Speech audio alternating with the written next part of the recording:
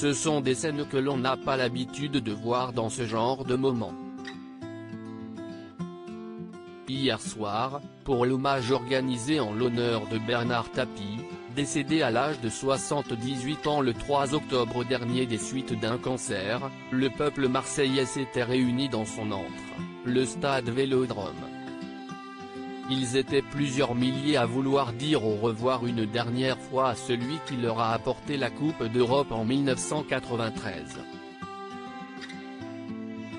À 18h25 ce jeudi, quelques secondes de silence ont accueilli l'entrée sur la pelouse du cercueil de l'ex-président de l'Homme, 1986-1994, puis les applaudissements ont retenti.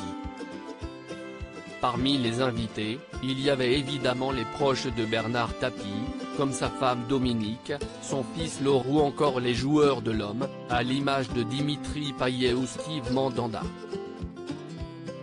Mais celle qui a retenu l'attention, c'est bien Sophie, la fille de l'ancien homme d'affaires, âgée de 33 ans. Aux côtés des siens, celle qui a eu une embrouille récemment avec Cyril Hanouna avait choisi de porter un maillot de l'Homme, floqué du nom de son père avec le numéro 93, en référence à l'année où le club a soulevé le trophée européen. La chanteuse s'est même approchée de groupes de supporters pour communier avec eux et rendre un dernier hommage chaleureux et joyeux à celui qui s'est battu courageusement contre la maladie. Des chants à la gloire de Bernard Tapie durant la cérémonie, le cercueil, recouvert d'un drapeau de Marseille et d'un autre frappé du portrait de l'ex-homme d'affaires, ainsi que des écharpes des 7 clubs de supporters de l'Homme, est posé au centre du terrain.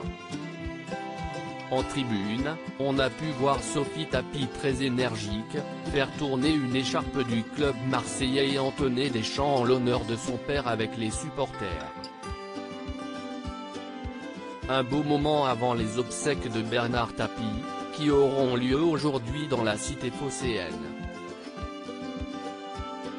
Les supporters pourront une dernière fois accompagner Bernard Tapie, derrière le convoi funéraire, pour une procession entre le Vieux-Port et la cathédrale de la Major, où sera célébrée la messe de ses obsèques à 11h.